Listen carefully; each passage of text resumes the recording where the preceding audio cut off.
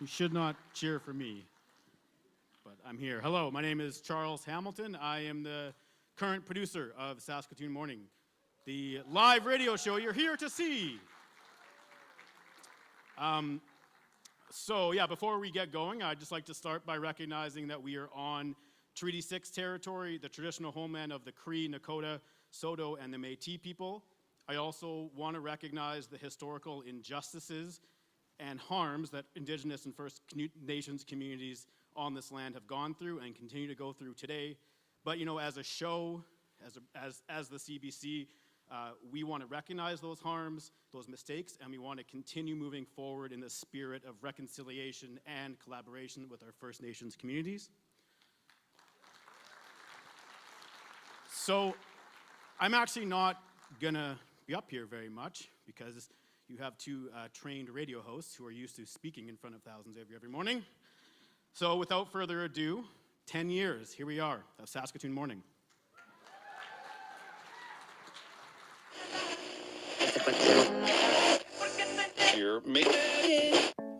Good morning, I'm Leisha Grebinski. This is Saskatoon Morning on 94.1 FM.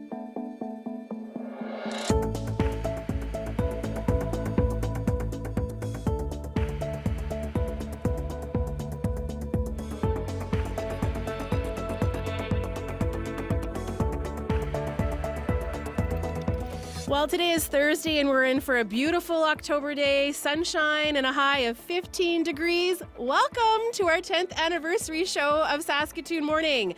Stay with us here on CBC Radio 1, 94.1 FM. Saskatoon, set your radio dials to 94.1 FM. You now have your very own home on CBC Radio. Leisha Grebinski, the host of Saskatoon Morning, joins me right from our CBC Radio studios in downtown Saskatoon. Leisha, let's talk a little bit about your new show. What do you love about morning radio, aside from getting up at the crack of, 3 a.m.? Coming. It's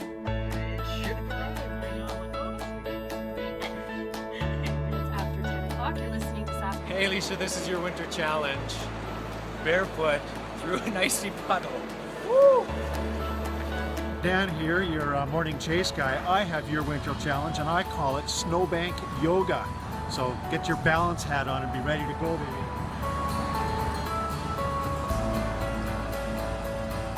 I hope you're enjoying this as much as I am. Cheers. And this week, if Bobby Cameron can step down as he campaigned. Say hi. Yeah, you would. If you don't get through right away.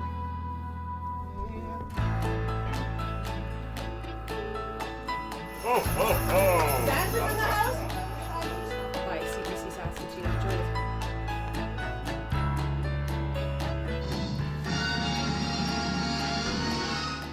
I think we're ready to show it off to a pretty big crowd.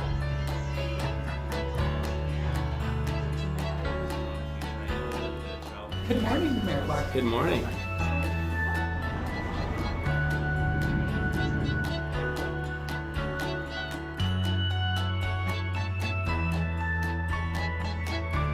Are we ready to do this? Absolutely. Okay, Let's go.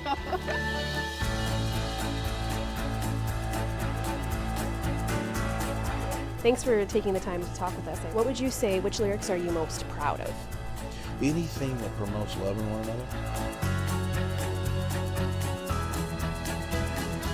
Trans community, all that. When you share that kind of history. You are listening to Saskatoon Morning on CBC Radio 1, 94.1 FM.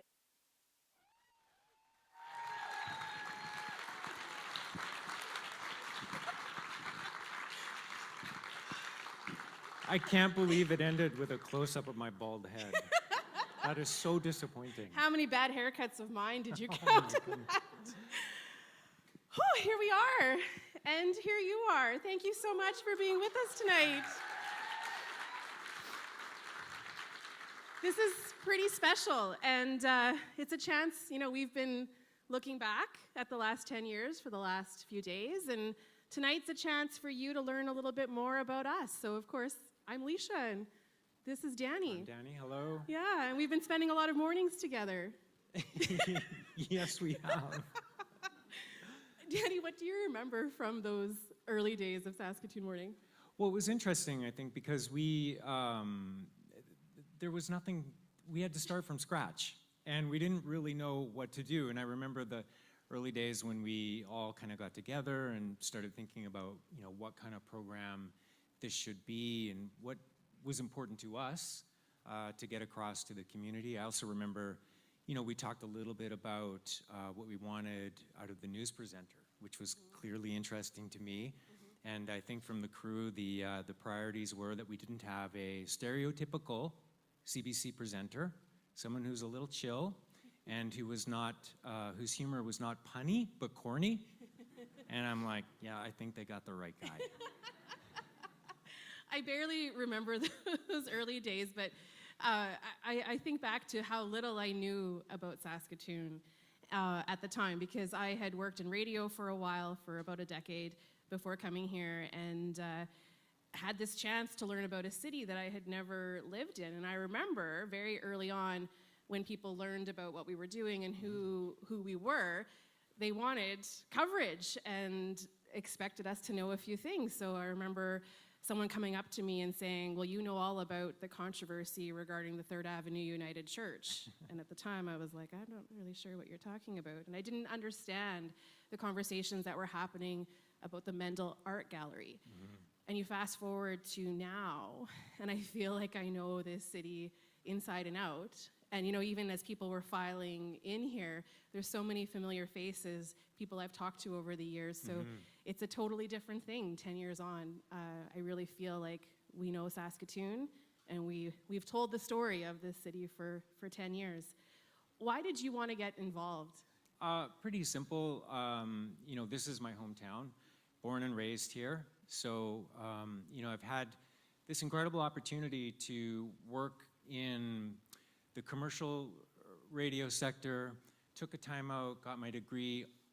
The whole point of that was being able to work for CBC, the broadcaster that I respected and listened to.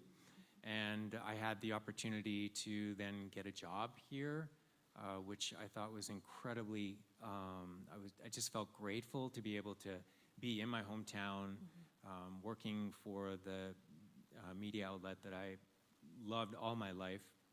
And then this idea of a show came up, and it just made a lot of sense for me. I wanted to be a part of it because, I just wanted to give back to the community that gave me so much. Yeah. I wanted to be in Saskatchewan. So I grew up in Regina and spent a lot of years working with CBC Radio there, watching Sheila Coles, admiring Sheila Coles, a mentor of mine, someone I really looked up to. And then I went off to BC to keep doing radio in a smaller community, Prince Rupert, and hosted there and got a taste of what it was like to be on the radio every single day, and it was amazing. And so when CBC decided to launch Saskatoon Morning, I just thought it was the greatest gift. Like, there's going to be a brand new show, and I can live in Saskatchewan, and I can do this. I wasn't sure if I could do it at the time, but then I got the job, and we started the show, and it's just been incredible. I'm wondering, for you, Danny, 10 years on, especially as someone who's grown up here, Right. you helped start the show. How do you think we're received in the community? Like, are we part of this city now? What do you think? I sure hope so. It feels that way to me. I mean, it wasn't easy when we started out. This is a really competitive radio market. There was already a talk format station here that was quite popular. And you mentioned that other morning show, the show out of Regina. Yeah. So we also had to convince CBC listeners to switch over from what they were used to and try out something new. Yeah. And I think, slowly and surely we've been able to win people over. Yes. I think, we've had the #1 rating in the city a couple of times now, which is awesome. But even more important, especially in the last couple of years, I've had so many people just approach me and say, someone will introduce me to them and they'll say, oh yeah, I know who you are. Or I'll be getting groceries, and at the checkout, the clerk will say, I know that voice. I know who you are. So I think it's coming along. I think we are an important part of a lot of people's mornings. At least I hope so. Are we?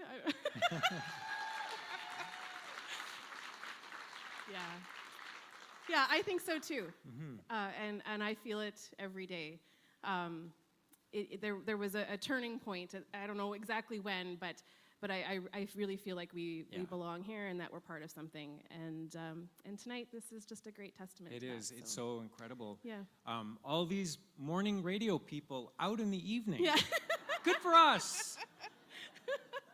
So now that we've talked a little bit about the show, what we started, we thought it would be fun to visit some of our favorite places in the city. So I stopped by a few, and so did some of our listeners.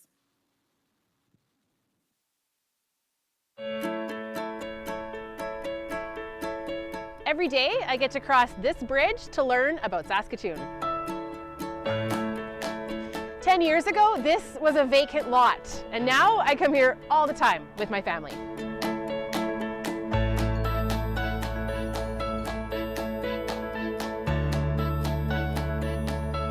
Some of the most important conversations we've had on Saskatoon Morning are about truth and reconciliation. And this beautiful piece of public art is a reminder to keep having those conversations. Hi, I'm Chelsea Cross, and I am usually on Saskatoon Morning, but as of right now, I'm taking care of this little baby, and then I'll be back in the new year. Now, when it comes to iconic things in Saskatoon, I gotta say, I'm from a small town, so my baby and my family, we're gonna be raising a new family here in Saskatoon. So I'm gonna call little Anna my icon of Saskatoon. Hello, Leisha and Saskatoon Morning. This is Eric Anderson, and you were asking for videos of meaningful places for people in Saskatoon. And I'm at one right now. I'm at Cranberry Flats, which is south of the city. And I'm gonna try and record this little video while also walking two dogs, which you can see down here. There's Sam and Wiley. Cranberry Flats is one of my favorite places in Saskatoon. It's beautiful, especially at this time of year. And I think we're so lucky as a community to have so much nature so close to us in Saskatoon. And I think what really stands out to me about Cranberry Flats is that it's a wonderful reminder of the fact that we have an organization like the Oluwaseun Valley Authority that protects these incredible parts of nature that are in and around Saskatoon. Hi guys, my name is Mona Khan. The most iconic building for me in Saskatoon is the Beit Rahmat Mosque. I moved here in 2017 from my homeland, and this mosque represents to me the one thing that I didn't have back home, which is the freedom to worship and to profess my faith. And I found that over here in Canada and in Saskatoon and at our mosque. Hi, my name's Lorenzo Postel, and I'm a local photographer here in Saskatoon, and something that makes Saskatoon iconic for me is Fuddruckers, because every time my family had to go pick a place to eat, whether it was after church or if it was just a family outing, they, for some reason, just wanted to go to Fuddruckers. And I can't imagine anyone coming from Saskatoon not knowing all the good stuff about Fuddruckers, whether it was the iconic cheese sauce or the pies and cookies or the mini golf. So yeah, happy 10-year anniversary. Hey guys, Gary here. I want you to know what I love about Saskatoon. I love the fact that we have a hospital dedicated just for children, the Jim Patterson Children's Hospital. I can't thank the caregivers, the doctors, the nurses enough, for all their hard work. They make these kids feel comfortable. It's so important for our community. It's great. Jim Patterson, I love Saskatoon.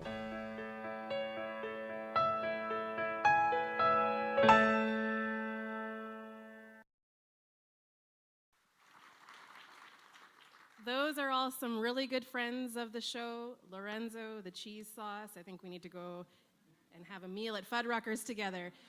Some more friends of the show are people that are on stage with me here. And so we want to introduce you to a few who have been on the show in the past. Michael Linklater is from Thunderchild First Nation and is known for shooting hoops and working with youth in the city. Cynthia Hernandez came to Saskatoon from Mexico in 2008. She's an avid cycler and winter fanatic, living between maple syrup and hot sauce. And Keith Moen is a local business leader, but still very much a farm boy at heart. Let's give them a round of applause.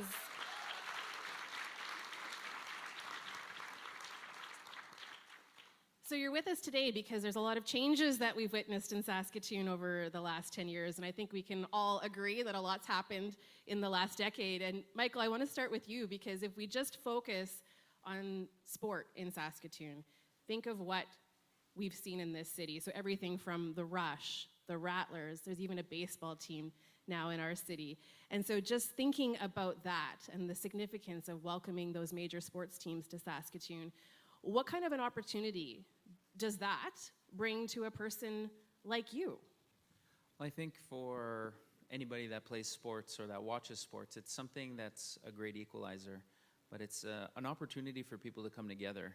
So anytime someone gets a chance to attend a sporting event, regardless of your background, there's a commonality that can be shared when you attend an event. And I think something that's also important to recognize is the amount of championships that Saskatoon has won now. So I was fortunate to be a part of 2 of them with the Rattlers, but prior to that we won with the Huskies. And then the women's program brought 2 national championships. So, and of course the Rush. So I remember Edmonton used to be called the City of Champions. I think we might be, taking that title next. So. It's interesting, though, because I do think, when people think of Saskatchewan, they think of driving down to Regina for a Rider game, but yet we have so much to offer. Do you remember the first Rattlers game and what that was like to be in front of a Saskatoon crowd or just any crowd, anytime you've played in front of, your home community? What's that been like? Yeah, when I played for the Rattlers, I knew that it was going to be my last season. I was coming to the end of my career. I had played quite some time. But for me, it was important to play in front of my family, but in front of my community. I know that there was a lot of people who kind of grew up watching me play through Saskatoon and, some of the feats I was fortunate enough to achieve. So to be able to play at home in front of friends and family and the community was something very meaningful.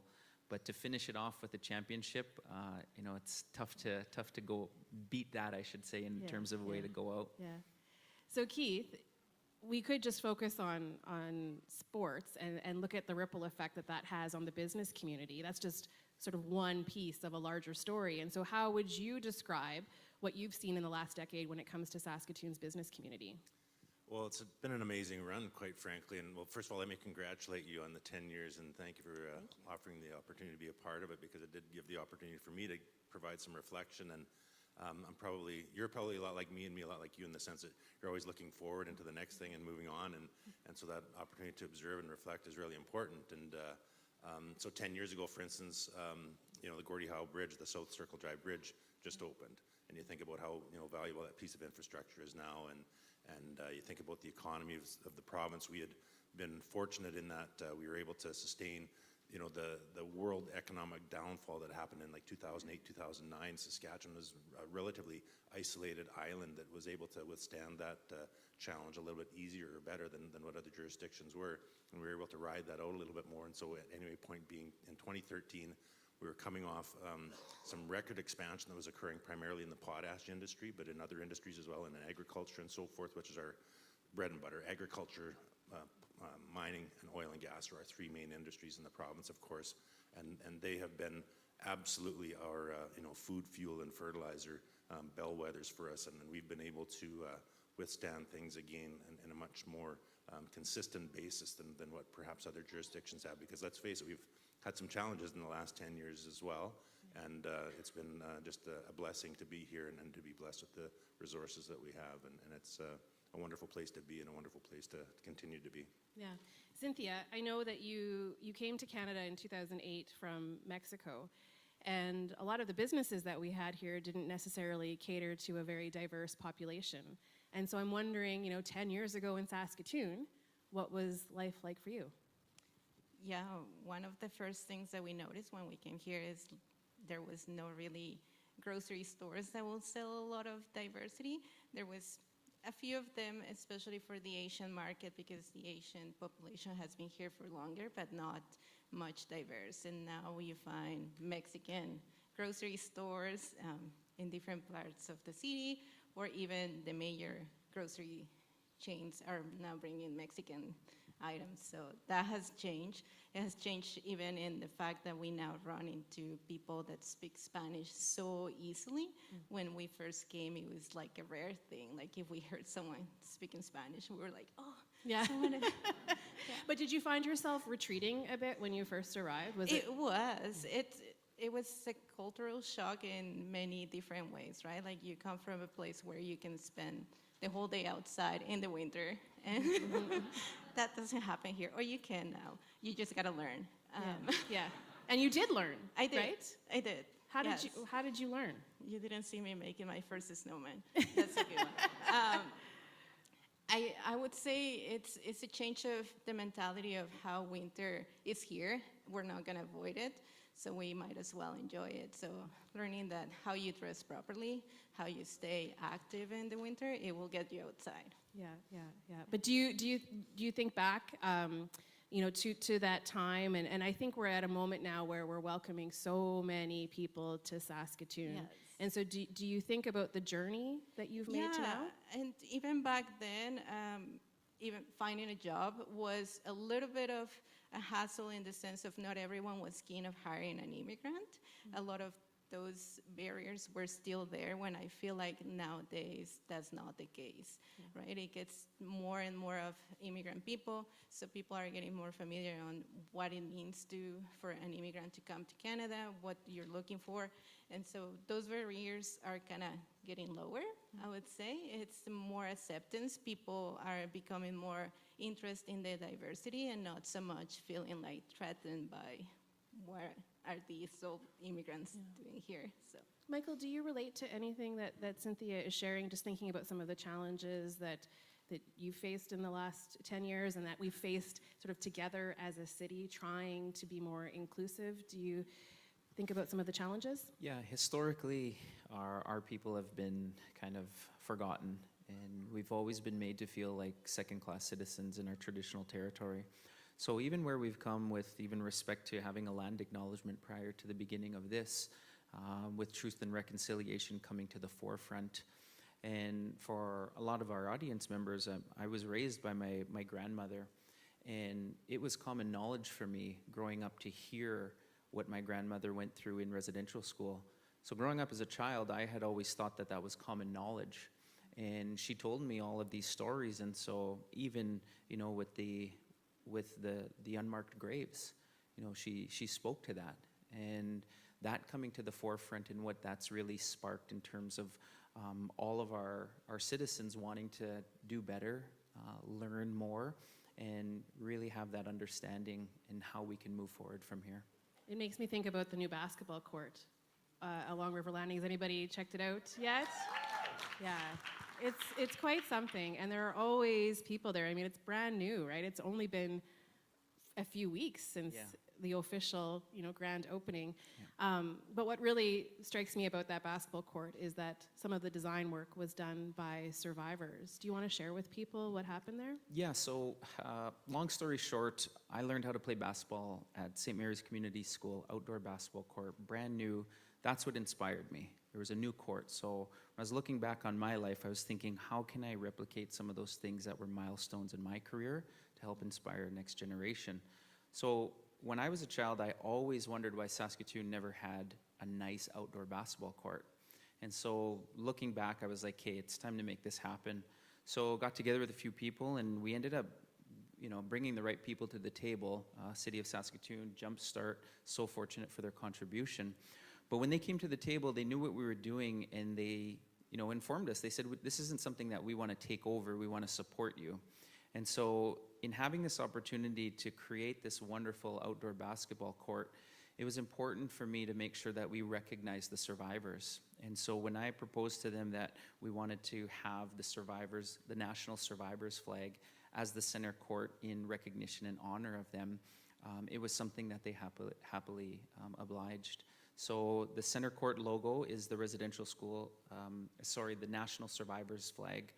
And there's a whole story in between with respect to the design of that. So I would encourage people to look that up and see. But grateful that we have that. Please go check it out next summer.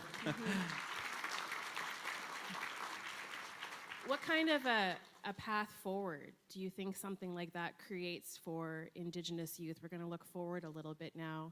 And so when you think ahead to, you've got kids, in the next decade for Indigenous youth, you know, what are your hopes and dreams for the next generation? Well, I think for all of our youth, regardless of their ancestry, it's going to make a big impact for them. And if you take a look way back for basketball fans, Toronto Raptors, when they got this player called Vince Carter, really the Vince Carter effect and what that did for the trajectory of players in Toronto, but in Canada, so where we have the most NBA players that we've ever had. So my hopes is something similar with that court being an inspiration for all of our children to be able to aspire to do something greater. And when I was kind of asked, when it was time to decide what we were going to name the court, in advising with the elders, they shared that it was important to name something in the traditional language. And so coming to full circle, Bawate Dun is the name of the court, and in Cree, it translates to let's dream together. So it allows our residential school survivors who never had the opportunity to dream as children to be able to dream for a better future for our kids, and for our kids who are going to be using that court to dream to whatever they want. Beautiful.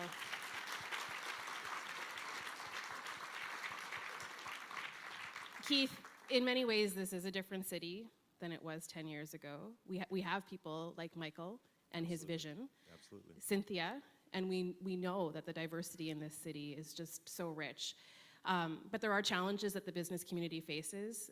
We know daily on our show, we talk about tough economic times, but for the individual, the cost of living, but it's a challenging business environment in many ways too. And so what do you see happening in the next decade? Well, that's an interesting question because there's a bit of a dichotomy in the sense that the small and medium-sized businesses, the ones that you're referencing, I think, quite frankly, are the ones that have seen that struggle more predominantly than perhaps some of the larger, more industrial scoped businesses.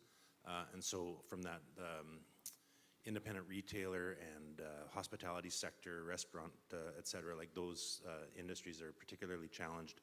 And they've been able to, those that have been able to survive through the pandemic, I think that they've come through the other end, and so they're now going to be able to start to build and grow again, but it's going to take some time. It's going to take some patronage, so hopefully you're all supporting locally. I know you all do, but that's... But it must be difficult for you to walk around downtown. I know as someone who loves this city, and when I start seeing for lease signs or businesses that I've loved that aren't making a go of it, and they close their doors, I mean, that's a difficult thing. It is. It's disheartening for sure, and because like business owners, people that are in that entrepreneurship space know that you put your life, sweat, and tears into that venture, and to see something come and go, it is so absolutely, aside from the financial hardship, it's an emotional drain on you as well, because people oftentimes view it as like a member of the family in a sense, because it's their baby in one regard. And so it is challenging for sure, and we do have some challenges otherwise that are also impacting things that are influencing some of the patronage decisions that are being made, which are bigger picture from a social perspective that need to be addressed and resolved. And they're not unique here to Saskatoon by any stretch of the imagination, but the sooner we get further down that path of creating opportunity for all, and like this basketball court that Michael and his partners have established, like that's a wonderful step in that right direction. And the more that we can do in terms of those things and creating opportunities for particularly youth, because youth, they're our future, obviously, that's stating the obvious, but nonetheless it is something that we need the young people of every ancestry to be able to think, and particularly Indigenous people, because of the challenges that they've experienced in the past, and to see them with hope is so encouraging, and so it's a wonderful thing to see. Yeah. Cynthia, I'm wondering if you can share with us, I understand that you have a story of when you were trying to take home some groceries and someone wanted to help. I'm wondering if you can tell that story, because it will lead into my next question. Sure. But tell us what happened when you were trying to get home on a very cold winter day. Yeah, well, I arrived in September 2008, and it must have been like somewhere in December. It's our first winter, and so I'm walking home with 2 bags of groceries. It's -30 probably. But I'm wearing like proper winter clothes, and there's this lady that stops next to me, and she's like, "Hey, where are you walking to? Can I give you a ride? And I was like, no. So I was like, thank you. I'm just like, I was probably like 5 blocks away from home, and I was like, I went to the Safeway on 33rd. We live on Avenue P. And so I say, thank you, I'll be okay. And so she circles around the block, comes again and say, please, you're gonna freeze. Let me give you a ride home. And so she pulls out her driver's license. I honestly don't remember her name. I wish I did. So if she's listening, I would love to make it. We can probably find her for you. Anyway, so she pulls out her driver's license and says, this is my name. Send it to whoever you think needs to know who you are. Let me give you a ride. And so I jump on her vehicle. I made it home. But it's just, it speaks, and I have too many of those stories. And some of those people that I met through Kijiji are actually today here. Oh, really? Many people from Saskatoon lent us a hand when we came here, and they ended up becoming really good friends or almost family for us. Like, weren't you buying things off Kijiji or something, and then swapping numbers? And the Kijiji, we bought a couch once. We didn't even have a vehicle, so the guy actually drove us home in his truck, delivered it for us, and we ended up being good friends. But the other one is, I was doing some English to Spanish translation, and it's my friend's mom. I ended up becoming really good friends with her and her whole family, and they pretty much took us in as their family. So. Yeah.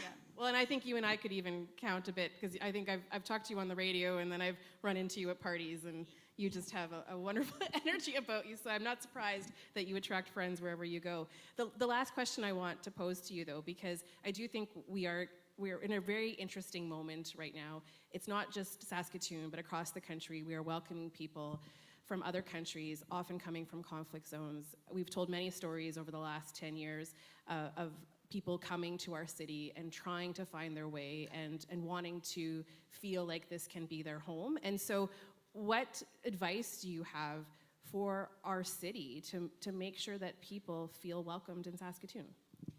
I think the main one is, for me, is knowing you as an immigrant, knowing that you can be yourself, because at first you try to kind of fit in. And for me, the moment that I realized that I can be bicultural and embrace Canada, but at the same time embrace my own culture, has been like kind of like the light bulb that I needed. But then also for people to be willing to be multicultural without being afraid of losing the Canadian sense. I think we all can do both, and we can do it really well. It's the maple and the hot sauce. It's the maple and hot sauce, yes. Well, it's been wonderful talking to all three of you tonight. Let's give them a round of applause. Of course, we have basketball star Michael Linklater, winter fanatic Cynthia Hernandez, and business leader Keith Moen. Huge thanks for being with us tonight. Now, we do hear and tell a lot of stories on the show, and some do stick with you more than others. So we decided to ask members of our Saskatoon Morning team to reflect on some of their most memorable stories.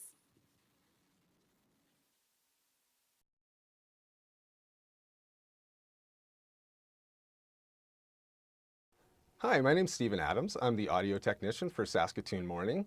One of the stories that resonated the most with me over the past several years was one that Dan Zakreski did just recently about Ralph Johnston and Laura Bach.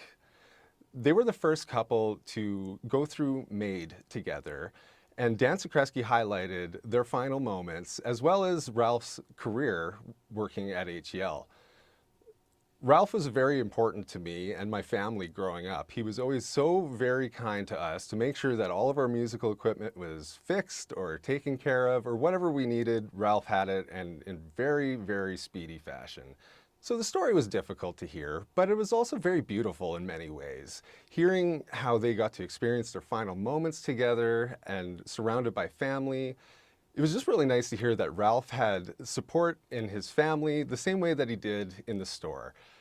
Everybody loved Ralph and everybody misses him dearly. That's my favorite story that we've covered on Saskatoon Morning. Hello, my name is Teresa Kleem. I'm the associate producer here with CBC Saskatoon Morning. I've been with CBC Saskatchewan since 2020, but I'm officially full-time with the show since January this year. And one of the favorites, or my favorite stories I did for CBC and especially for Saskatoon Morning was when I had the honor to accompany Jo Reed on her big day. She turned 90 in 2020, and to celebrate her birthday, she went on a tiger moth flight. That's like a kind of a vintage open biplane. And the reason she did it because more than 70 years before, she was in one of those planes with her brother. So she went down memory lane, and I just loved her jokes, her funny attitude, her attitude towards life, her wisdom. And it's just, I still remember that day that I met her, that I was able to tell her story, that she was telling me her experiences. And I always love learning from people and sharing their stories with everybody else in Saskatoon.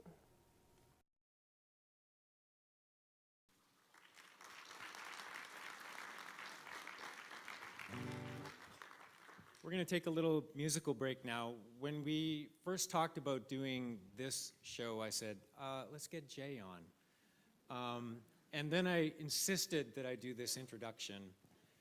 Does anyone know the Northern Pikes? Anyone ever heard? We would have had the whole band, but it's public radio. What can I say? We have the heart and soul of the band right here, though. And just for those who may not know, the Northern Pikes played a lot of high school dances around here in the 80s. Humble beginning, but man, did you guys soar. 4 gold records, 8 hits, a platinum album called Snow in June. Could there be a more Saskatchewan title than Snow in June?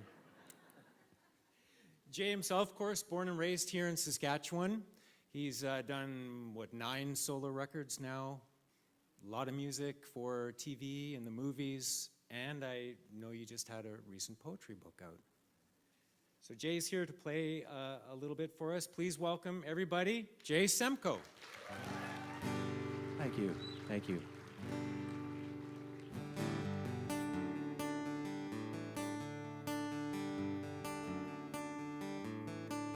Well, she works so hard at the end of the day.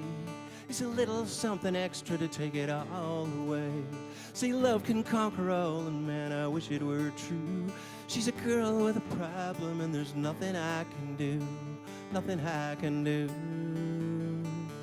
You can bang your head against a brick wall.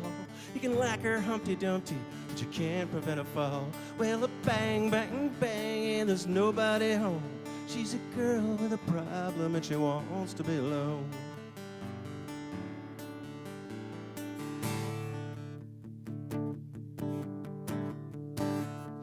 You can lie to me, and you can lie to yourself for a while, till those lies turn into something else.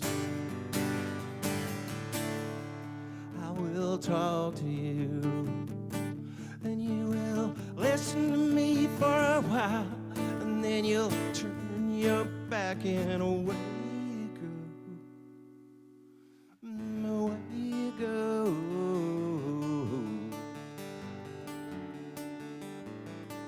Can somebody please help me? She's driving me mad. Sometimes she's so good, but sometimes she's just so bad. Thinks I don't know, but I have been there before. And more than once I've thought about just walking out that door, walking out that door. Take me away. I know nothing lasts forever. Take me away.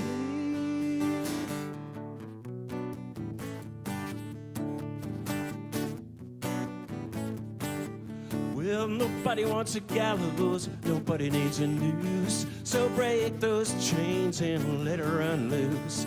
I love that little girl and I will love her till the end. She's got a little problem, needs to have a good friend. A real good friend. You can lie to me, and you can lie to yourself for a while, till those lies turn into something else. I will talk to you, and you will listen to me for a while, and then you'll turn your back and away you go, away you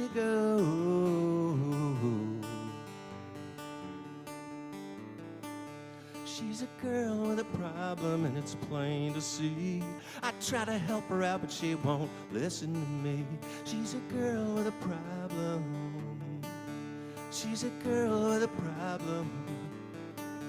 She's a girl with a problem. She's a girl with a problem and there ain't no cure.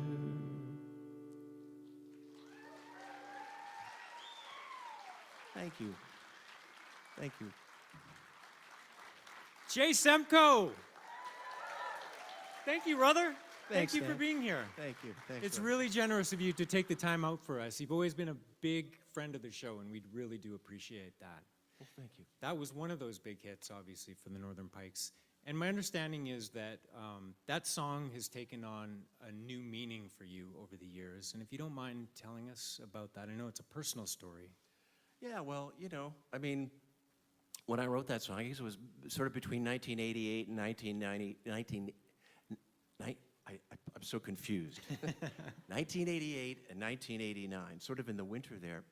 And, you know, I kind of wrote it in a real general way, and it's interesting because Ron Birdie, the guy who actually did produced the music video for that, really interpreted it as a substance abuse song, and ultimately, I guess that's really what it was. When I wrote it, I was trying to remain really general about it, and more than anything, I think I was just a little bit in denial of my own substance abuse issue that I had going on. But, you know, sometimes out of tough times and tragedy, you can have some good things happen. The song was #1 for 2 weeks, I guess, with the video on the Much Music countdown, which was kind of a good thing.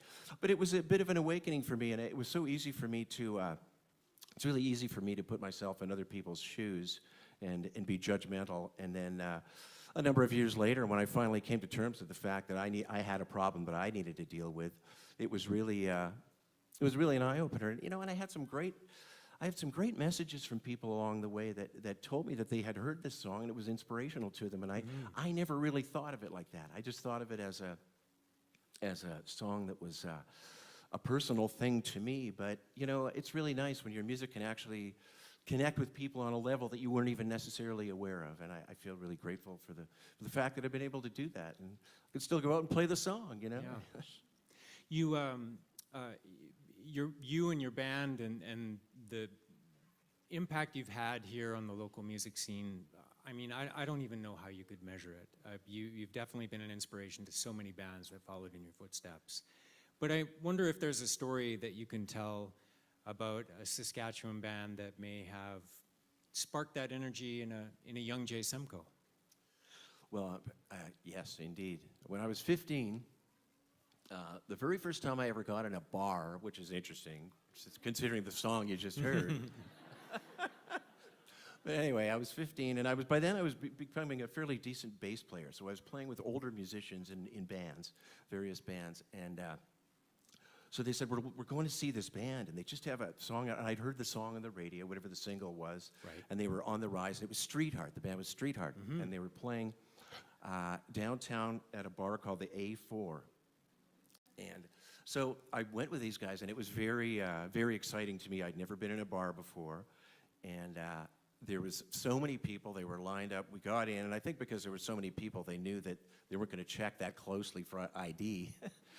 So unlike my brother, who was lucky enough to have me to lead the way for him, if you know what I'm saying, but anyway. So I went in there, and the place was packed, and there was such a great buzz, and people were so enthusiastic about this, and I knew that they were from around here, you know, and I know that Ken Spider from Regina and Kenny from Nokomis, and we were very aware, everybody there was very aware of it, and they went out and played, and they just blew everybody away, and it was such an exciting time because they were just on the rise, and great things starting to happen for them. And me, I was trying to find my feet as a musician, and it was so inspirational. And I remember coming back from that and thinking, wow, those guys are from around here, and they can actually get like a song on the radio and start getting known and make, you know, become a really good band. And it was truly an inspiration to me. We didn't last that long. We got really scared that we were going to get busted because the police walked through. But we heard a few songs, and were able to most definitely feed off the vibe, and it really did have a big impact on me, I've got to say, for sure. Awesome, Jay. Again, thank you so much for coming down. We really do appreciate it. Jay Semko, everyone. Thanks, guys. From the Northern Pikes. Thank you very much. Thank you for coming.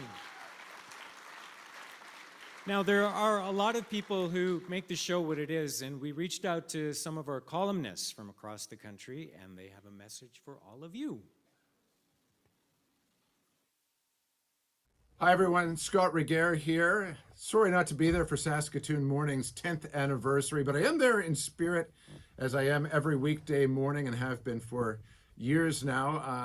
I feel connected to this show largely because of my dad. As you know, he grew up in Roster and he regaled us with tales of George Reed and Ron Lancaster and the Riders growing up around the dinner table. I have my own experience covering Saskatoon and the region as well. I remember one of my first assignments back in 2006 was going to the Vanier Cup.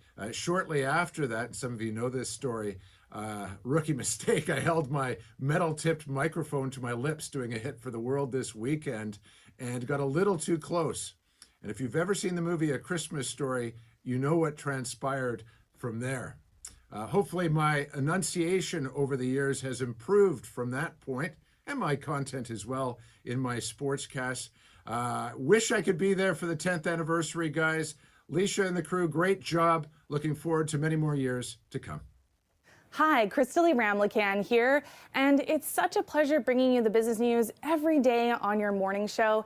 And I hear you have a birthday, a decade. Well, honey, you don't look a day over 9 years. But seriously, congratulations on having your show for 10 years. And I really look forward to being on the show for many more years. Congratulations. Saskatoon Morning, 10 years already. Let me tell you, one of my favorite stations, favorite places to share my deep or not so deep movie thoughts. I love connecting with people. I love hearing from listeners. 10 years ago, I guess I was talking about Hunger Games and gravity. Remember Sandra Bullock spinning in space and Man of Steel? We had a new Superman film, and here we are. Lots of the same, lots of the different, but I am still here and you are going strong, and I'm just happy to be a part of it. Congrats. Hey everybody, it's Dr. Raj Bardwaj here, and also Tiberius Tibby. You might hear him on the radio every once in a while if you listen to me. He's not a happy camper. Ugh, there he goes. I just wanted to know, we just wanted to let you know that we are very proud of your 10-year anniversary, and we're very happy to be a part of the show. It's been an amazing number of years that I've been on it. Tibby wants out. I'll get him out in a second. But I wanted to congratulate you all. Steve, Leisha, Heather, Jan, Teresa, Peter, Candace. I'm sure I'm missing some names, but I wanted to just say it's been fantastic to be part of the journey, and I hope to continue to be part of the journey soon or ongoing. And yeah, hopefully making you healthier or at least more knowledgeable about health as we go. Thanks.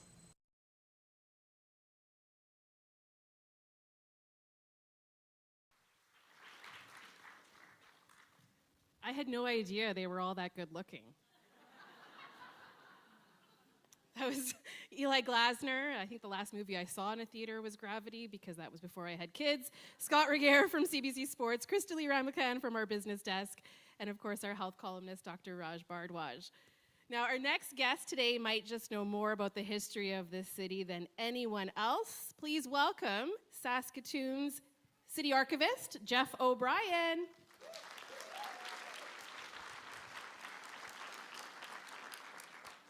Well, thanks, Leisha. Typically, I like to set the bar a lot lower than that, but okay. So yes, my name's Jeff O'Brien. I'm City of Saskatoon Archivist, and today we're talking about 2013. Did you know that in the entire year 2013, nobody in Saskatoon said the word COVID even once? So September 26, 2013, the year that the show went on the air for the first time. Internationally, in 2013, Canadian soldiers are fighting in Afghanistan. Barack Obama is serving his second term as US president. Donald Trump is just that annoying guy on The Apprentice. And at Cornell University, scientists have used a 3D printer to successfully create a living human ear. Amazing. In Canada, Stephen Harper is Prime Minister, Brad Wall is Premier of Saskatchewan, and Don Acheson is in his 10th year as Mayor of Saskatoon, and despite that, we still did not have a roof over downtown. I know that's an easy one to pick on people for, but okay, Ach, if you're listening, I gotta tell you something. I was in Montreal one day, and I was downtown, and there's a whole section of downtown Montreal that has a roof on it, and it's really kind of cool. So, that morning, September 26th, we woke up to something new. Our own CBC morning show broadcast from the CBC studios right here in downtown Saskatoon, as everyone knows, the most beautiful city in the entire world. Now, before that, right, there was a province-wide broadcast out of Regina, but now we have our own. And outside in Saskatoon that day, it was a gray, drizzly morning, but the forecast for the weekend was sunny and warm. It was going to hit 21 degrees on Sunday. And if you were living here in the Paris of the Prairies, there was lots to see and do. The Riders were playing, hoping to shake off an unprecedented 3-game losing streak. Yeah. Yeah, they did, though, and they went on to win the Grey Cup that year, 45-23 against Hamilton at home in Mosaic Stadium. Not happening this year. At the movie theaters that weekend, it was the return of the sequel with Monsters, Inc. 2, Despicable Me 2, Percy Jackson 2, Grown Ups 2, and the not-so-critically acclaimed teenage superhero flick Kick-Ass 2, which, according to IMDb, did not. And if you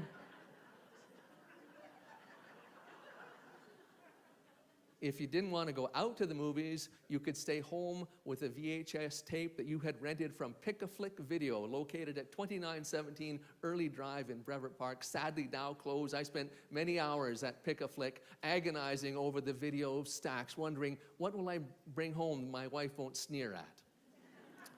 Or the other thing you could do back in those days, you could watch TV. That's what we used to call it back in those quaint pre-streaming days. And on TV that weekend was the critically acclaimed Masters of Sex, playing on the Showtime network, which is an old-fashioned word. It's what we used to call streaming platforms back in the day. The show followed the lives of groundbreaking American sex researchers Masters and Johnson, William Masters and Virginia Johnson, from 1956 to 1969. But the main event that weekend, besides the CBC morning show, Five-Finger Death Punch, live and in concert at Credit Union Center, Sastel Place, Sastel Center, whatever the hell they call it nowadays. Yeah, hey, you kids, get the hell off my lawn. The Indigo Girls were also playing that weekend right here at the Broadway, and at Louis you could catch Lady Deathstrike, backed up by what was probably the best named rock group in all of 2013, Daniel and the Impending Doom. This would make a great title for a goth-themed children's picture book. So that fall, we celebrated a Saskatchewan milestone when the population of the province hit 1.1 million people, an increase of 100,000 people over 6 years, and every single one of them trying to get to work on Circle Drive in the morning.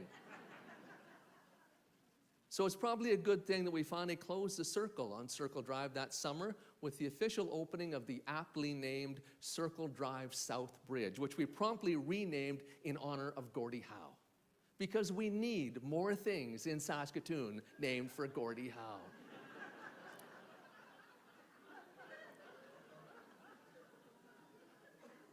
Okay, so a fun fact here. Planning for Circle Drive began 100 years earlier. In 1913, a guy named Chris Yorath, who was Saskatoon City Commissioner, drew a map of what he called Greater Saskatoon, and it included a series of encircling boulevards, which looped around the city, which is pretty visionary for Saskatoon in 1913, which did not have very many cars. So we didn't actually start work on Circle Drive until 1960, because that's how city government works. In 1960, Saskatoon city planner Bill Graham got up at a meeting, and he drew a big circle around a map of Saskatoon. He says, we're going to put it here. And we did that, and eventually including 2 bridges, built exactly where Chris Yorath drew them on his map all those years before. So speaking of Circle Drive Bridge, that September 26th weekend, a driver was clocked on it doing 200 kilometers per hour. Yes, because he could. So they caught him when he slowed down at 11th Street to turn off. And now, so that was probably a heck of a speeding ticket. But my favorite driving headline for September 26, 2013 is "Erratic driving leads to stolen vehicle charges." Okay, so a little word of advice here. For those of you planning to get home tonight by borrowing somebody else's car without telling them, probably while you're driving home, you should try not to draw attention to yourself, okay? So stop at the stop signs, stop at the red lights, don't swerve in and out. So some of the biggest changes in the last 10 years have been in the technology sector, the internet, social media, especially those little magic devices we all carry around in our back pockets. In 1952, science fiction author Robert A. Heinlein was asked to describe the future. In the year 2000, he said, "Personal telephones will be so small, you can carry them in your purse." So nailed it, right? But he also predicted that we'd have explored the solar system, found cures for cancer, the common cold, and tooth decay by the year 2000. So none of those things have happened. However, the telephone thing, he got that one right. In 2013, Canadian tech giant BlackBerry reported plunging sales and mounting losses following the dismal performance of its newest release, the BlackBerry 10. In the US that September, tech giant Apple had just released the iPhone 5S and the 5C. The C stood for color, and you could get it in white, blue, green, black, yellow, and pink. And together, those two phones sold 9 million of them in 3 days, all of which are now sitting in a landfill somewhere. When we moved into our house in 2000, the guy we bought from had lived there since 1968. He had the same black rotary dial phone sitting on the table in the kitchen as he had when he moved into the house in 1968. You don't see that very often anymore. In 2013, more and more people were cutting the cord, with a reported 1 million Canadians having ditched their landlines over the previous couple years and going wireless only. So here's a sign of the times for you. The 2013 Saskatoon phone book ran to more than 1,500 pages. That's almost 3 times as thick as the 2023 Saskatoon phone book. So on a more somber note, one of the biggest news stories they were covering that morning of September 26, 2013, was the tragic death of North Battleford teenager Todd Loic, who killed himself after suffering relentless online taunts and abuse. His death followed those of Nova Scotia teen Rehtaeh Parsons and BC's Amanda Todd, all victims of online bullying. Also in the news on September 26th, the first rumblings about legalization of what we now call medical assistance in dying, MAID. Nowadays, the law of the land, it followed a Supreme Court ruling that adults with grievous and irremediable medical conditions are entitled to euthanasia. But one thing we weren't talking about in 2013, the legalization of marijuana, which was going to have to wait for the election of Justin Trudeau as Prime Minister 2 years later. So it's been an interesting and exciting and occasionally terrifying 10 years since the CBC Morning Show first broadcast out of that little booth down on 4th Avenue. Congratulations to you, CBC, on a job well done. So here's looking forward to the next 10 years and maybe coming back to the Broadway in 2033 to once again talk about how much the world has changed.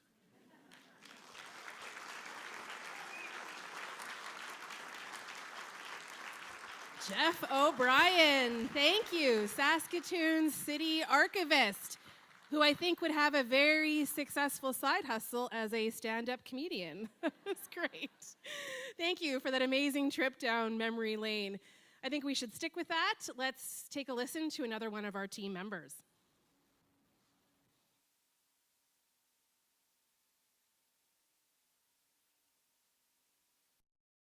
Hello, I'm Charles Hamilton. I'm the producer here on Saskatoon Morning. So I was a reporter for a lot of years, a producer for a lot of years, and you know, we cover lots of big stories. Lots of them I covered here on Saskatoon Morning, lots of big breaking stories. But you know, I think my favorite part of doing a morning radio show is that it's not just about those big, important, huge breaking news stories. We also get to, you know, think deeply about what we are as a city. And one of my favorite things we did last year, we spent, you know, probably the entire winter, or at least a big chunk of it, talking about how we become a winter city. So, we talked to various experts from all over the world about different things that cities are doing to become winter cities.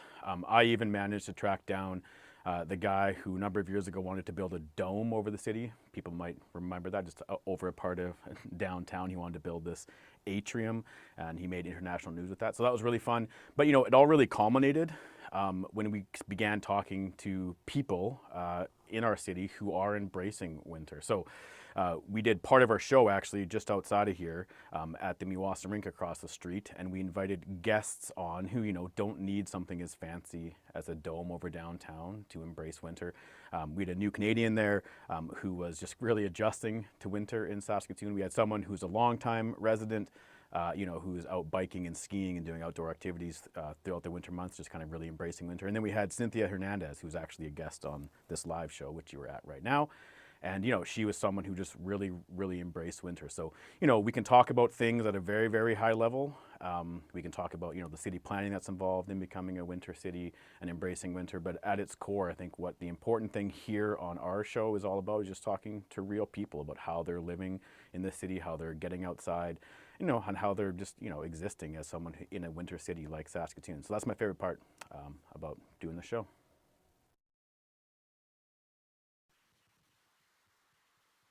Charles Hamilton, our producer. Thank you, Charles. So it's time now to introduce you to some very creative people. Kind of a power panel here, I think. Saskatoon is very much shaped by artists. Think of our galleries, restaurants, and the chefs who cook, and writers who put pen to paper to tell the story of our city. And so you may have heard the words of Peace Akintade before. She's a poet and public speaker currently studying at the U of S.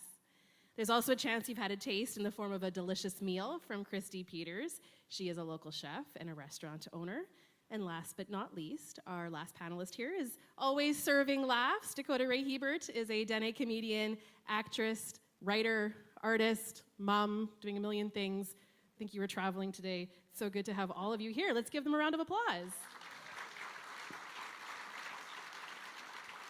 And it's lovely to talk with all three of you on stage because I've talked to all of you before, and I think you're all incredible people. So Peace, I want to start with you.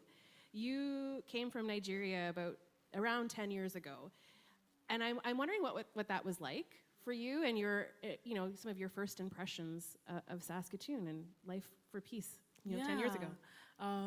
Our anniversary was in April, where it was 10 years here in Saskatoon. We came directly to Saskatoon, Saskatchewan, because, fun fact, there's a pamphlet that actually comes from Canada to Africa, and specifically to Nigeria, stating places in Canada and why you should go there. Yeah, I know. So, oh boy.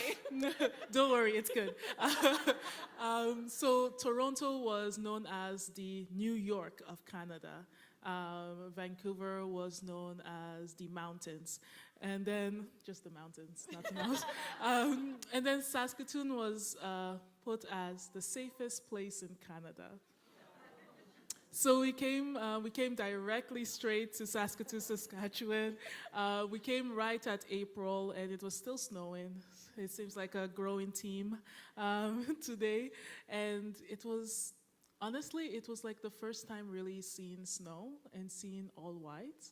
So it was very colorful. Think of I don't know, any Christmas movies where they're all bright-eyed, and it's just me as a 10-year-old and my little siblings, and we're all jumping around, and my mom is trying to find a taxi, and nobody speaks our language, and it's just in broken English. But yeah, since then it's been quite a journey. Yeah. It really has. So how has your relationship changed with Saskatoon?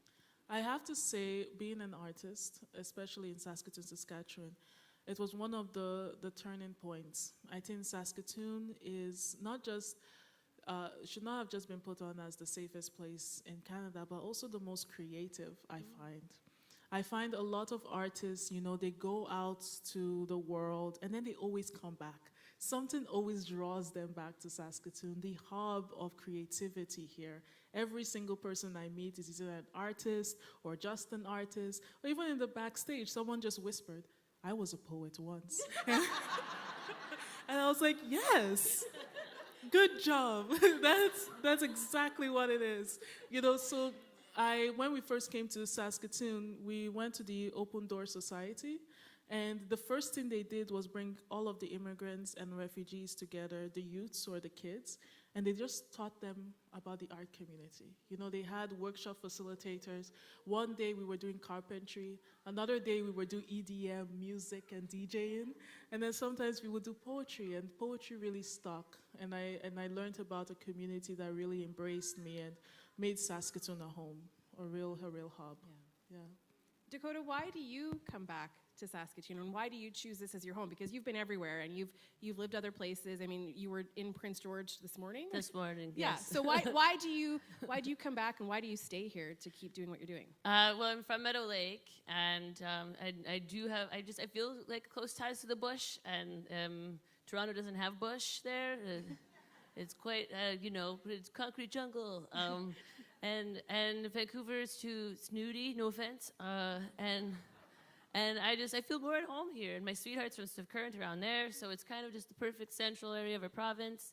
And there's just, like P said, like there's just so much more room to be an artist here. There's so much more breathing space and so many more opportunities. And it's a lovely place, and we can afford to live here. That's amazing too. That's pretty cool. That helps, yeah. Yeah. But it's not always an easy place to live, right? Like I was even just thinking about like the title of your comedy album, I'll Give You an Indian Act, right? And you tend to find humor in stuff that is hard or like not always easy, and you kind of take that head on. So tell me about that and how your art sort of challenges assumptions about this place and who we are and who makes up this place. Yeah, that one, I was really mad at the government. and when I was working, I was like 20, we were working with some youth, and the elder had said, this was at the time when there was making shifts to the Indian Act, and there was like a new Bill C-31 coming in, and there was a lot of things happening that weren't not good. And this elder had said, if you want to fight the war, you fight it with a pen. And he meant for us to go become lawyers. But I do not have the capacity. I was undiagnosed ADHD. I can't be a lawyer. So I was like, I could probably tell some jokes.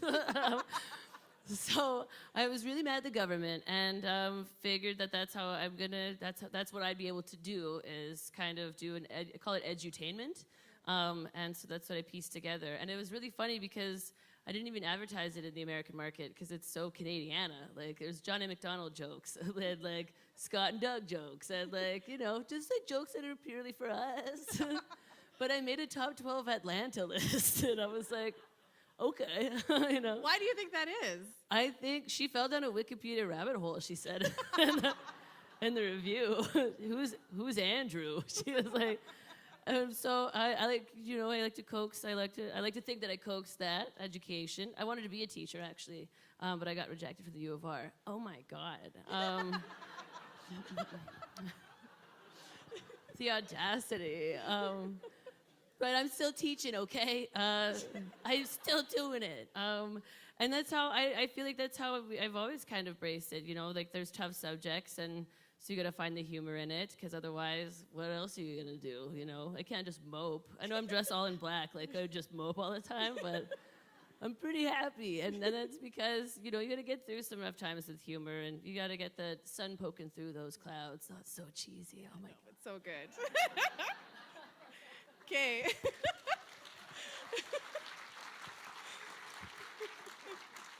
Okay, so Christie, Saskatoon is a bit of a meat and potatoes place, or can be, or it was. Yeah. So how did you go about shifting the mentality of this city to be open to things beyond sort of the bland? Oh, yeah. Well, we have always been ahead of our time, I believe. When we first opened the Hollows in 2011, it was just a very different scene. There was a few chefs doing farm to table at the time, like Calories Restaurant and Truffles Restaurant, Lee Hellman, and they were mentors to me. And then we just did it, and part of the way we did it was I refused to read any reviews. So I just thought, as long as we're proud of what we're putting out and we're proud of what we're doing, I don't need to read the reviews. But the managers read them just in case there's some valid problem. And we just went forward with it, slowly training the audience, and then speed started to gather, and it was just a really special scene we have now. Do you remember some of the early guests? Were people coming in, maybe a little bit trepidatious of what they might have? Do you have some stories? Yeah. So, like, we don't read the reviews, but then years ago, my manager came to me with a particularly nasty review that was about that the menu was, the chef was trying too hard, and that this is something that shouldn't be on 20th, it should be in downtown Toronto. And we both looked at each other and smiled and said, they see how hard we're trying, and they think we're giving a big city experience, so that's great. Didn't you have some grumpy farmers too who left a little bit excited after their experience? Oh, yeah. We definitely turned some farmers onto the 5-course tasting menu.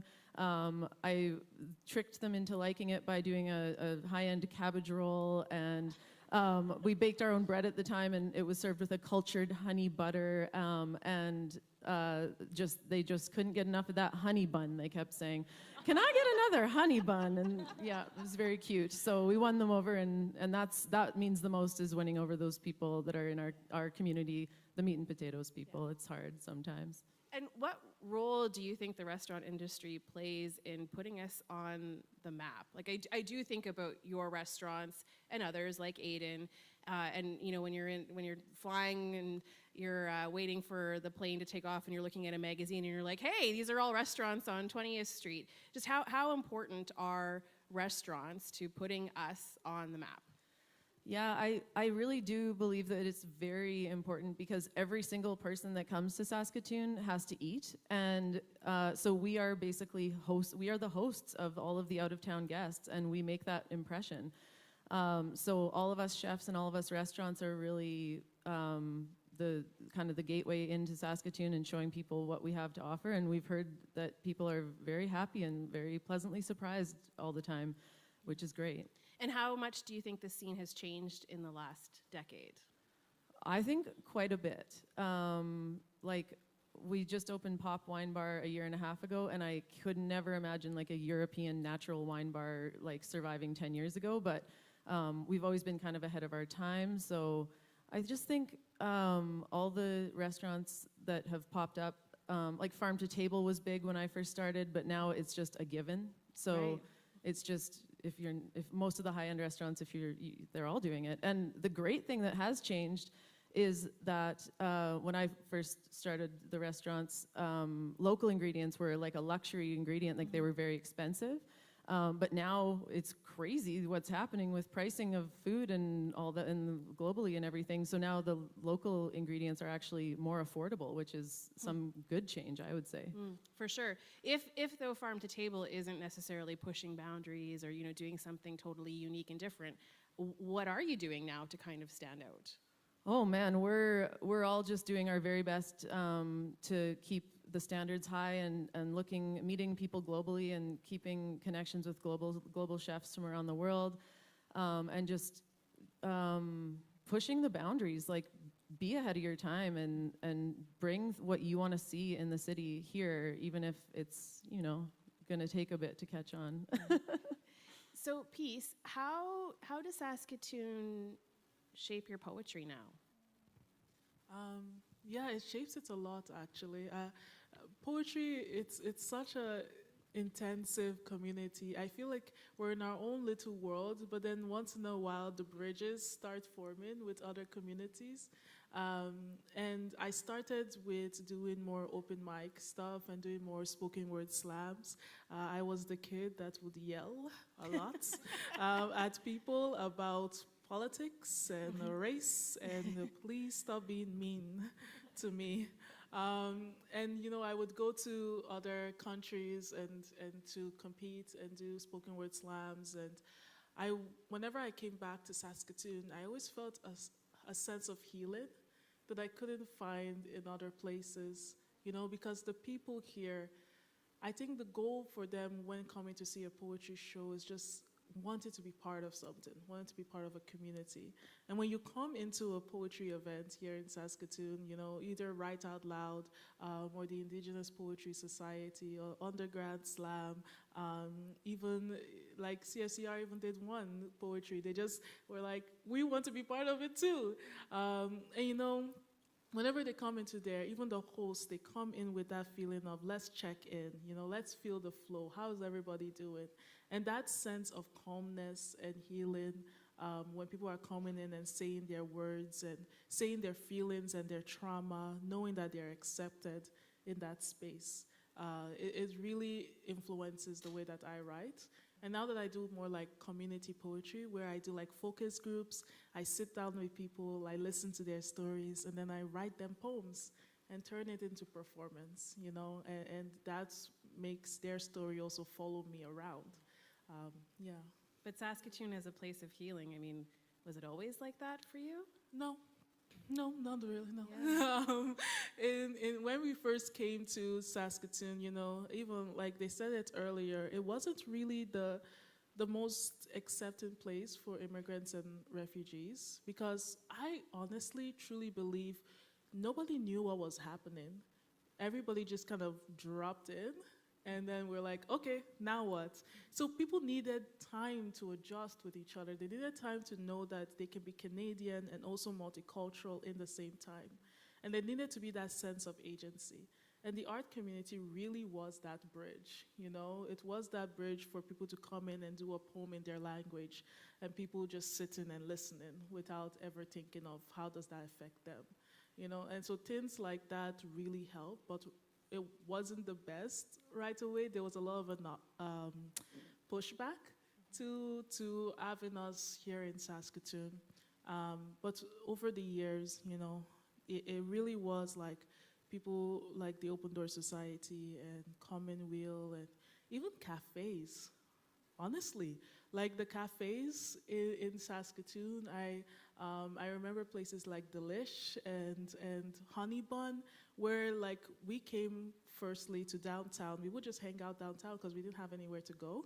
And we would go to Honey Bun and they'll give us like those cinnamon buns all the time. And then they would host poetry events and art events. They're free for people to come in. And that was our like bridge. You know, so yeah, shout out Honey Bun Cafe. Yeah. The cinnamon buns and Honey Bun and all of that, yeah. Dakota, how does Saskatoon shape your art? There's a lot of open mics around this city, and the scene that we have, the comedy scene, has really blossomed into like a really big thing. There's so many talented comedians, and they're based here. We refuse to leave, so you can't make us leave. So please come support it. But yeah, we've got lots of open mics. There's the Saskatoon Comedy Classifieds. You can go and follow that on Facebook, and you can see where the open mics are, where local shows are. This month, like there's a monthly show at Capitol. There's a monthly show at Black Cat. There's lots of stuff happening, and so having that ability versus in Toronto or Vancouver, whereas in stand-up you have, okay, you can go to this mic, you got 3 minutes. Okay, okay, I'm going to stretch that 3 minutes. But here you can do 5 to 7, and so you're able to build your sets faster and much more stronger. And even like during COVID, I know we were one of the yeehaw provinces that didn't have a lot of rules. I've forgotten about that time. We were pretty yeehaw about things, you know, and so we this like underground crew of comedians found ways to weasel around the lax laws that we had, and one of them being, we'll come to your backyard and tell you jokes, please, you know, and people would just let us. So, but at the time it was 9 audience members allowed and 1 comedian. We just stand in the back alley leaning over the fence, waiting for our turn to exchange. And so we got to stay sharp. There's a lot of scenes that didn't. They were just like, I don't know, I forgot all my jokes or I haven't had time. And we're like, we just wrote a new 20, you know, like we got to stay sharp. And so it's lots of fun. And, you know, we get to go out to small communities. Everyone in the comedy scene has a car and a license because we need to here. And so we're able to do tours, you know? You can see us anywhere at any local bar. And that's how I've been shaped. I've been able to do lots of jokes and cater some jokes and like just have fun too with intimate crowds. And so it's been lots of fun. I love it. Christie, how does Saskatoon shape what you cook? Oh man, very much it does. I'm just always trying to, well, it sounds cheesy, but Noma says time and place is one of the most important things to show in your food, and I really grasped onto that. So definitely the long, harsh winters, doing all the preservation and getting all of that farm stuff preserved, that really, so literally the climate like shapes what we serve.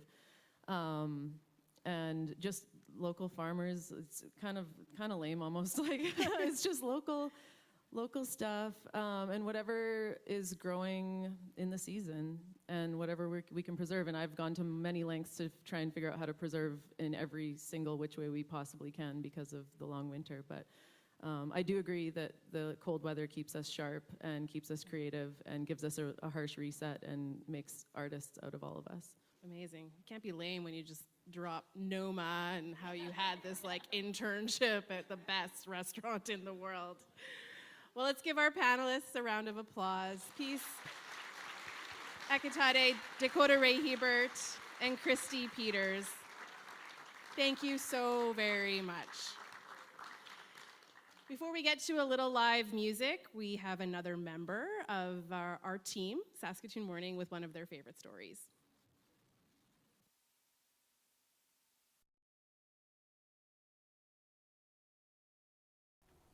Hey everyone, I hope that you are having a great night.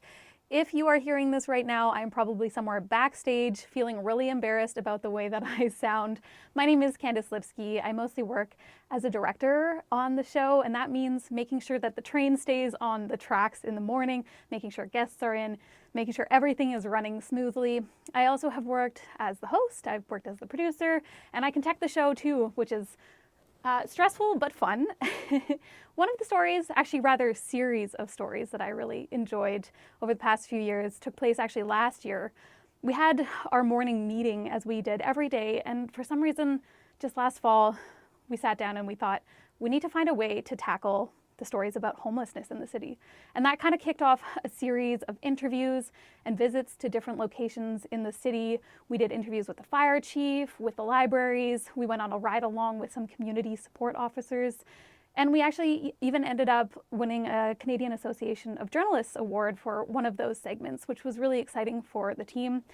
And I think that series was emblematic of something that I really enjoy about the show, which is that we try to walk towards those tough stories. Sometimes it would be easier to throw in the towel and just walk away, especially from those stories that just feel like there's no solution, that there's just problem after problem. But we really do our best to tackle them, and I just appreciate the people on this show for making it what it is. And I also appreciate all of you who are here tonight and who tune in every morning. So big congratulations to everyone on the show for 10 years.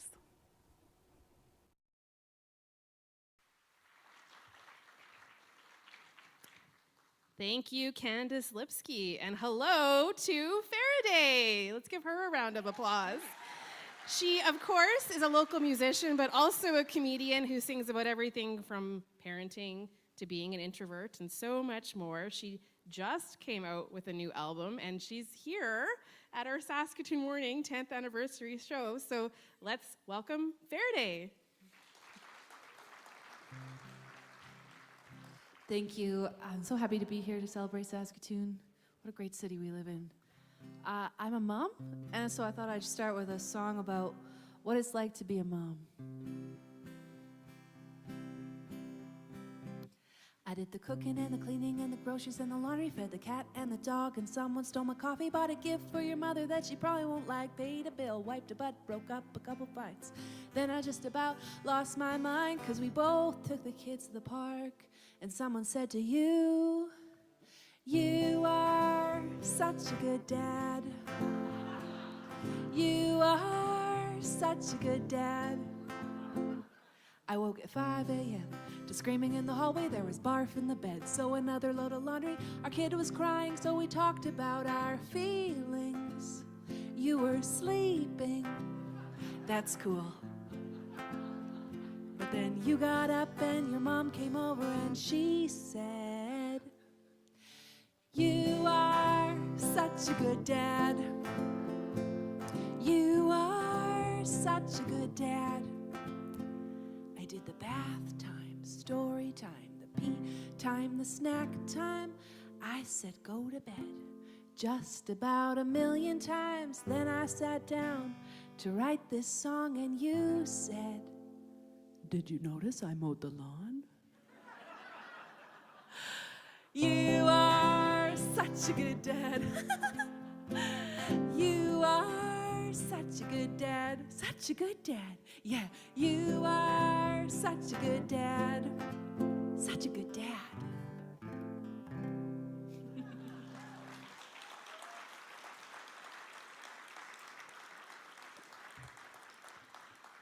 I found it kind of difficult to become a mom. Like there's a transition that you go through because before you become a mom, people are like, follow your dreams.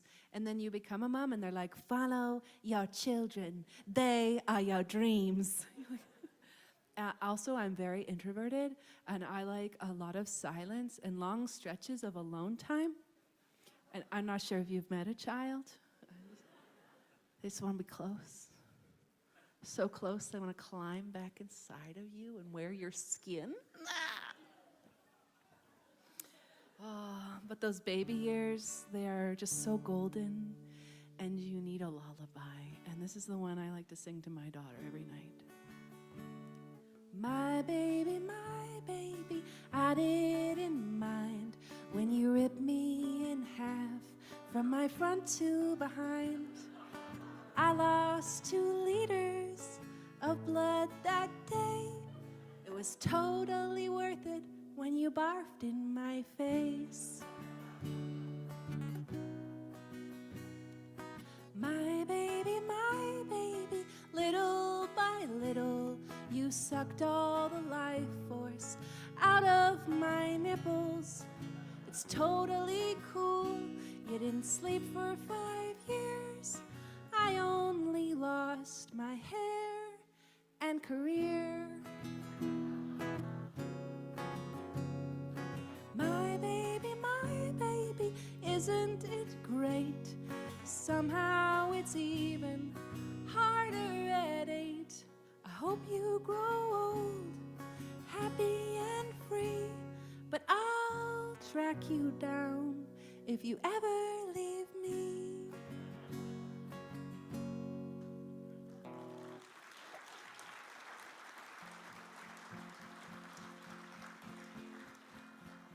I thought I'd end tonight with more of a philosophical question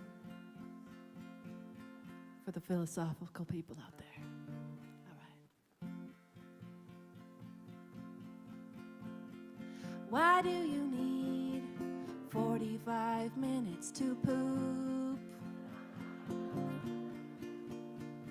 If you were at work and you disappeared for 45 minutes every day, your boss would ask, are you dying? Is there a medical reason why? So why do you need 45 minutes to poop? Ba-da-da, ba-da-da. Why do you need 45 minutes to poop? Ba-da-da, ba-da-da. Why do you need, why do you need, why do you need, why do you need, why do you need, why do you need, why do you need 45 minutes to poop?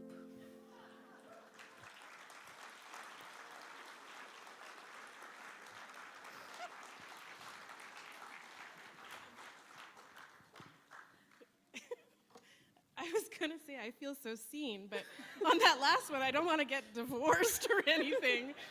Well, it's just a common phenomenon. It's a mystery of the universe, Leisha. I think my kids are still here. They may or may not be. I'm not sure. I think they are. Farideh, where do those songs come from? Great question. I had a comedy mentor who was like, you're supposed to ask yourself, like, what's the most annoying thing about being a mom? And I was like, the most annoying thing is that my husband will push a stroller and strangers will run up to him and be like, you are so brave. What an incredible father. I was like, he's pushing a stroller. He didn't push it out of him. So it's like just a little bit of rage. What kind of a reaction have your songs been getting? Oh, they've done pretty well. Yeah, I think they've spoken. Yeah. So this is what you're doing now. You just released this album, but you've been a musician for years here. Yeah. How has the music scene changed? How has it supported you? I mean, there's lots to talk about. Yeah, I mean, the music community here is like what made me a musician. Like, my dad was a musician growing up, so I had the opportunity to attend so many of his rehearsals, watch so many bands play over. Like, I mean, my dad forgot me in a gas station once in Saskatchewan. I went to Amigos when I was 7. Like, he was playing that night, and like, I definitely should not have been there. But they just like gave me a bag of fries, and then I just sat there and watched his show till midnight, you know? But yeah, like the mentorship and like the Nest Creek community, like those are the things that gave me so many opportunities from a really young age. And I mean, we continue to see incredible musicians come out of Saskatoon because this community here is just so strong, and there's so much mentorship. Beyond the community and the mentorship, though, is there something particular about this place? Like, I was thinking about our long, cold winters and how that can fuel our, you know. There's nothing, I mean, music is all about pain and alone time, and we all have a lot of that. So, yes, yeah. The winters definitely create great musicians. And now being a mom. Yes, and now being a mom, whole different world. Let's give Farideh another round of applause. Thank you. Thank you so much. I'm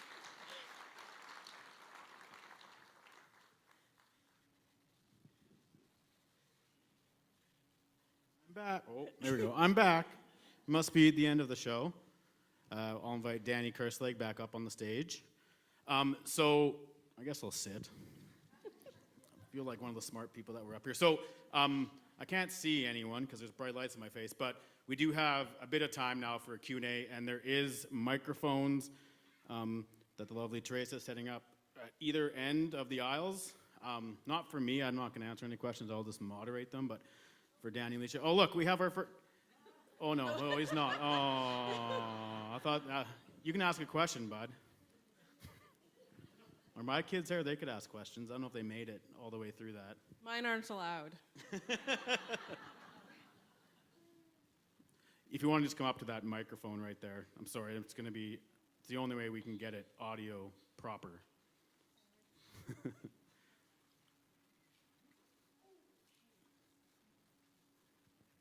Okay, I've been dying to ask this all night. Are you guys still awake? That's a great question, because I hadn't even started the first panel and my phone went into sleep mode, which is what I'm supposed to be winding down so that I go to sleep. Yeah, I think we had mandated naps today. We did. We were sent home early. It's true. Yeah. For naps. And tomorrow, you don't have to get up and do the show. Yeah, we won't be on air tomorrow. But it is a question that we get asked all the time. At least I do. People are dying to know, what time do you wake up? What time do you go to bed? What's that like? I can't believe you must get used to it. Mm-hmm. Yeah. Are you used to it? Not really. But people ask, oh, do you want to do this thing, do that thing? And, is it over by 8 p.m.? That's 7 is my limit these days. Nothing happens after 8 p.m.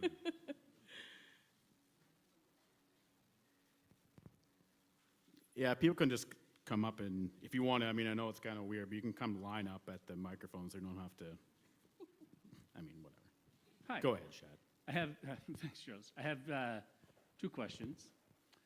One is kind of to all 3 of you, and that one is, you've dealt with some pretty challenging topics over the years. Sometimes there's really fun topics as well.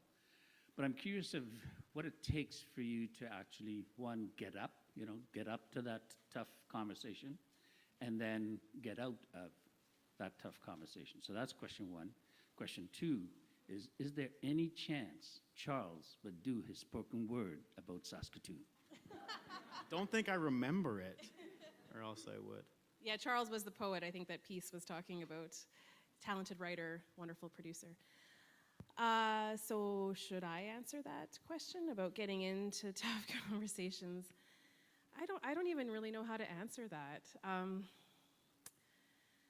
Because yeah, I mean, there's a lot of tough conversations, many, and you know, I guess at the end of the day, I mean, this is the beautiful thing about radio is that this is not normal for us to be in front of a crowd.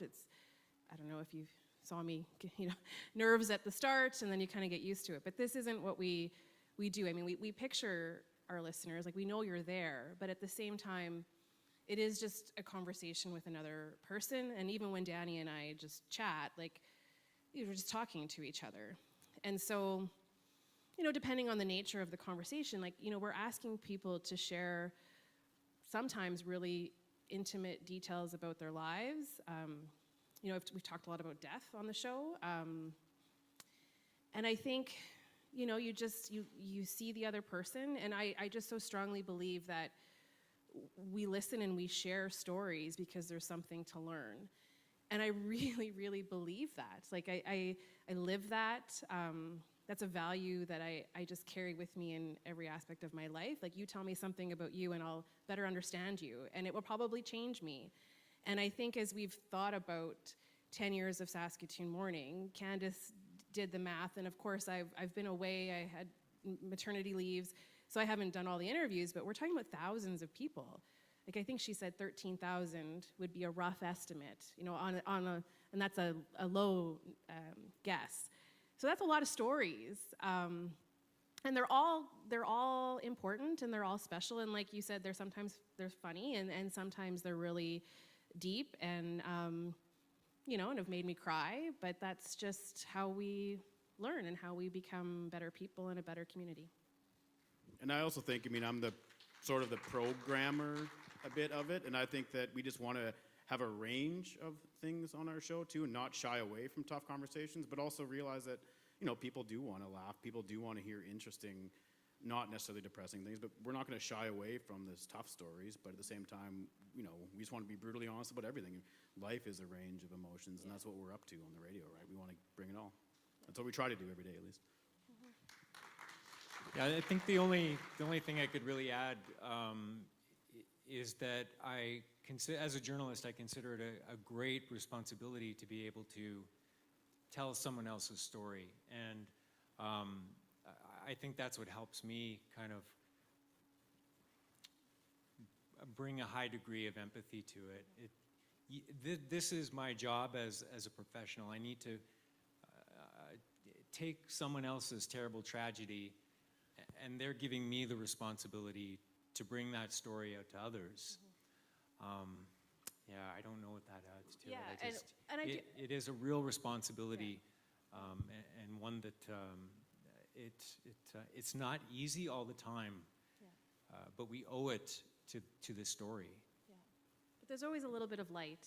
I can't really think of any story, no matter how tragic. There's someone sharing some resilience, and people are incredible. And so even the really tough stories, I think the reason why we don't shy away is that there is a light there. There always is. And part of our job is to find, I think, that light.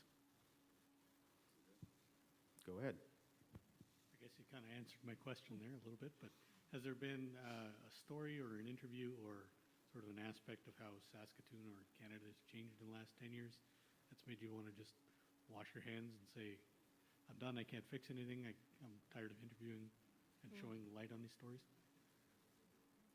Maybe it's no, I don't know. No, I mean, these are great questions. I think we're still here, so we haven't quite found that story yet. Yeah. But there have been, even trying to operate through the pandemic was difficult. We didn't really know how to do it. And I think we did our best every day to try and figure out, what is the relevant information that this city needs to hear from us? But yeah, there have been some challenging ones along the way. Oh yeah, and we are still here. So we keep doing it. But I think, like, you know, I think we're all constantly reflecting on what we're doing, and we probably haven't always gotten it right. And so, you know, I've never felt like that's it. I can't do this anymore. But sure, there are moments where you got to learn from whatever, you know, maybe how something went. But yeah, I've nothing that's made me want to turn away yet. PK. I met Leisha 10 years ago in farmer's market. I still remember the day, and she asked me to say something. But most of you will know perhaps who am I. My name is PK Chattopadhyay, and Leisha talked more about my daughter than anything else. But today my question to you, that CBC does a lot of shows, morning show in the evening. I listen to Leisha every day. I wonder where she get the energy.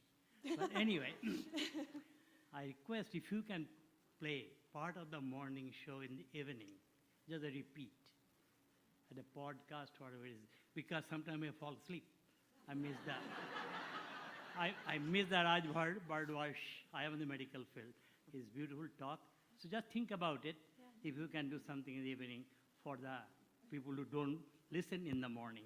Thank you very much. Okay, well, PK, I do have something for you. What? Well, I mean, we aren't broadcasting the show later in the evening. There are network shows that repeat at night for sure, but we have our CBC Listen app, and so there are segments that you could put on that would put you to sleep. But I think it's a great question, and it is, you know, we are trying to meet people where they're at. It is interesting reflecting on 10 years because I hadn't realized like Spotify wasn't a big thing when we first launched. So just like how things have changed in a decade is just unbelievable, right? Can I tell you something? Yes. I am 80 plus. And 80 plus, you don't go with the modern technology. Okay? So I rather have something to listen than go in a computer. I'm not very good at it. You know, when I phone, yes. You know, my day I say I want a ticket, yeah. And Charles didn't recognize me, and you recognized me, and I got the ticket next morning. Thank you very much. You know, it's a fair point, PK. Thank you. Yeah, we've probably got one or two more. It's way past your guys' bedtime. With that being said, like, what gets you up in the morning, you know, and what do you guys do to take care of yourself and your own mental health? I know sometimes the stories can be tough. We kind of touched base on that as far as, you know, when stuff is tough, has anything made you shy away? But if stuff hasn't made you shy away, what do you do to be able to keep going, aside from kids plowing the driveway, eating, everything else? You know, at the end of the day, something's got to get you up in the morning, right? So what do you do?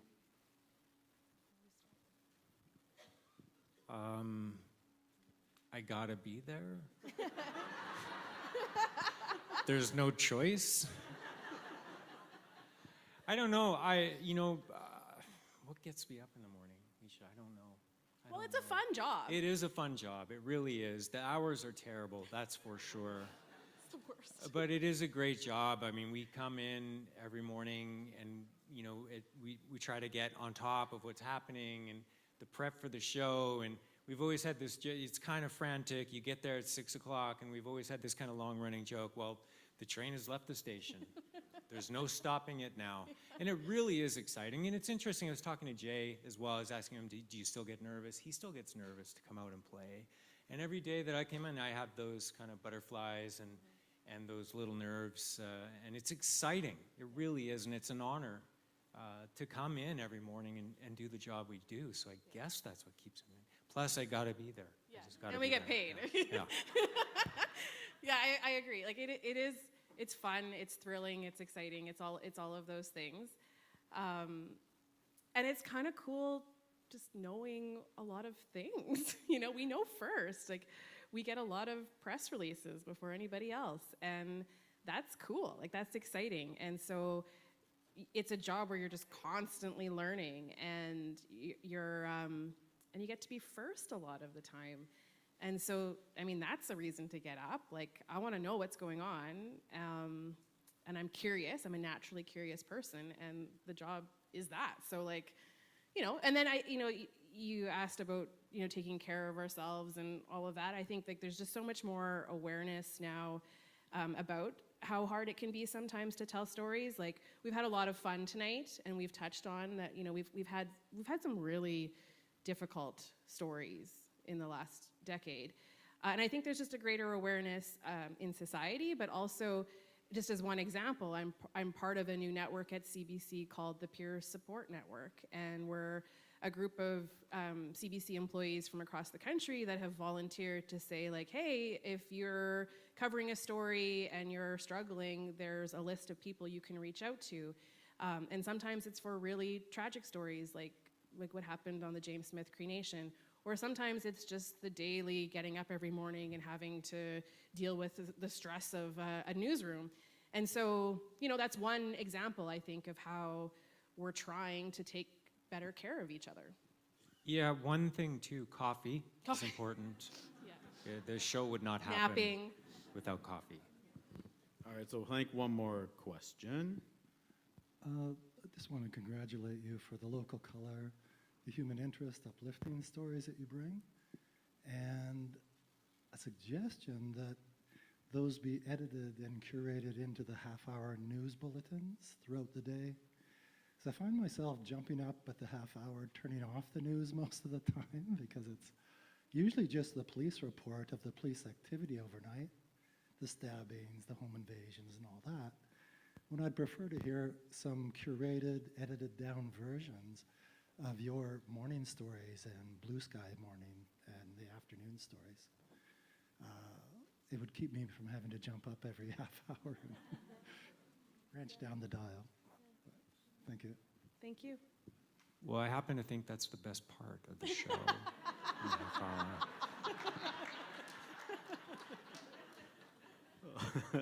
All right. But we hear you. Just listen to the noon newscast. It's made up exclusively of Saskatoon Morning clips that were on our show. All right. Well, I think that about does it. So thank you so much. I didn't say this off the top, but without our audience, without the people that listen to us every morning, and without the people that came here tonight, like I said in my little silly video, we wouldn't be the show that we are. So thank you all so much for coming here. Thank you to Danny and Leisha. Thank you to all our panelists, our musicians, Jeff O'Brien, everyone. That was just a fantastic show. So thank you so much. See you in another 10 years.